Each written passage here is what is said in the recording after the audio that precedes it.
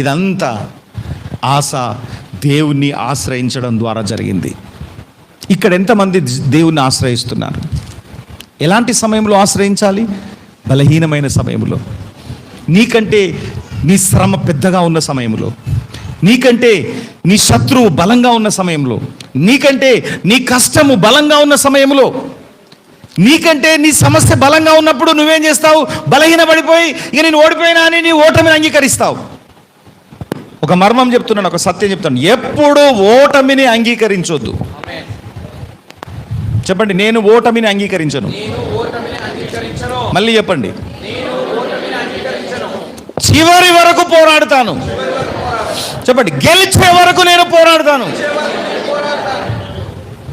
నువ్వెప్పుడైతే ఓటమిని అంగీకరిస్తావో ఆ అంగీకరించిన క్షణంలో నువ్వు ఓడిపోయినట్టు. అందుకనే యూ షల్ నెవర్